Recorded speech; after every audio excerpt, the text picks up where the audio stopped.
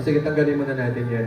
Parang... Medyo naaano ko sa mga parang kurtina, parang nagtatago sa kurtina. Alam mo ba, perfect talaga sa brand, no? Talagang perfect kayo sa aming Sir Brandon. Kalong, podcast. Alam mo, actually, Yeah. isa ng katanungan eh. Dahil sinagot mo niya, how did you prepare? Ano yung naging reaction mo?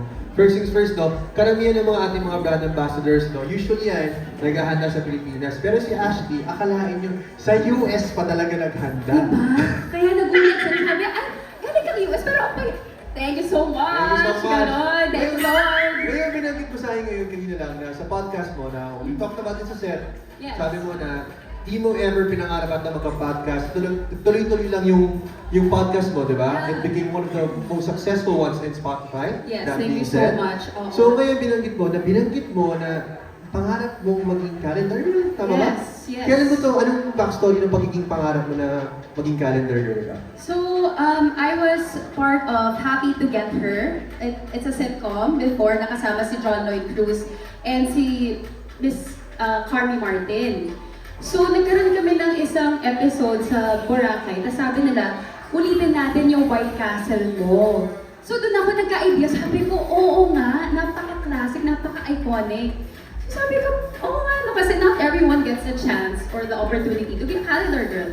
So, na-mention ko lang siya, and I didn't know na yun pala yung magiging isa sa reason kung bakit ko nalaan tong project na to. And I'm really thankful na manifest ko talaga siya. And I'm so happy and I'm so like grateful talaga na kabog tong launch na to, Migs.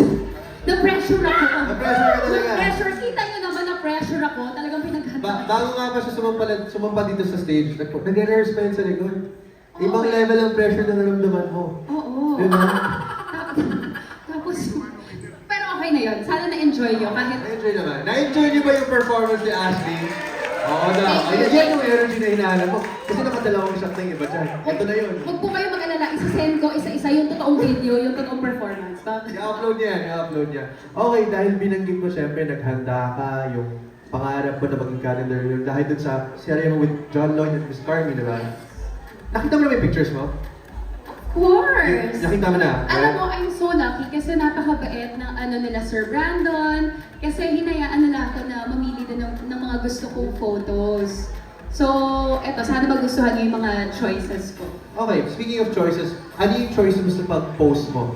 Ano yung mga choices mo dyan? Paano ka naghanda sa post? Pagdating mo ba dun sa mismong shoot, alam ko na yung gagawin ko. Alam ko na. Parang Beyonce, gano'n diba? Yung parang habang minimake up, tahimik lang ako. Pagdating dun sa actual shoot, wow! Gano'n, nag-transform. Parang ayaw mong maniwala sa akin. Naniniwala ako sa'yo. Makikita mo kung gaano Naniniwala ko kasi ito, almost photogenic yan kahit on cam. Diyos ko, iba ang liwanag niyan. Grabe. may sariling ring lang. Oo, may sariling ilaw eh. Ito, last question ko before we end our quick Q&A. Of course, the members of our press, you will be able to ask questions later on in our program.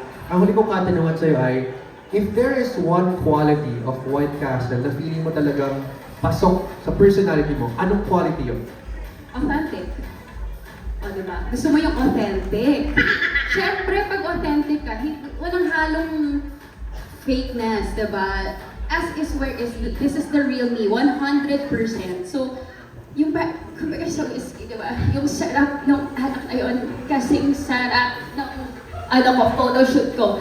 Talagang, binuhat ko na yung sarili kong bangko. Hayaan nyo na ako, minsan lang to. And idadagdag ko lang, she is genuinely one of the most authentic people that I've worked with. Kung paano siya ngayon on stage, ganito rin po siya sa set namin. Diba kahit tulog ako, kikisingin niya ako para lang mag-joke siya. Alam ko yan. Tama ako, di ba? Emotional damage! Okay.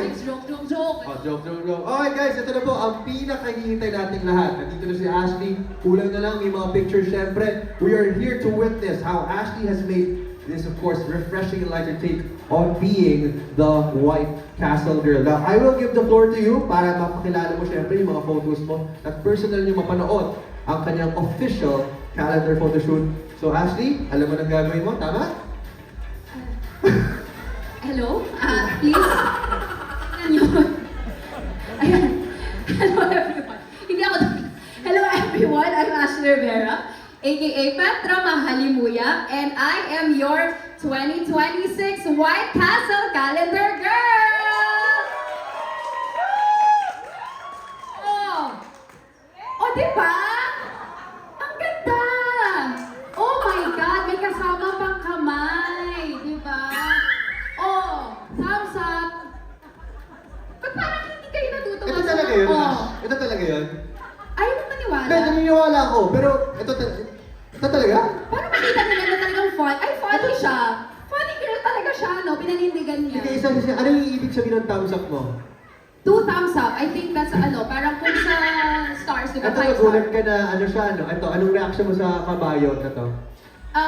Sobrang ecstatic. Hindi, joke lang. Baka maniwala kayo, hindi, joke lang yan. Hindi yun yun. Hindi yan yun. Okay, dahil Hindi dyan, yan. mag-take to tayo ng... Okay. Kasi excited ako makita yung January all the way. So, Ashley, take it away. Pakilala mo yung sarili mo ng pasabog. Oh, take 2 direct.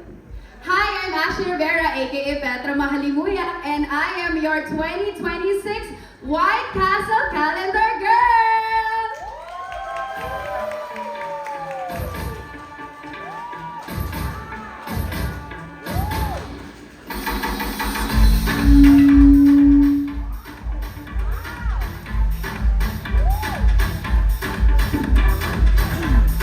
Alright, ladies and gentlemen, nandito na po, syempre.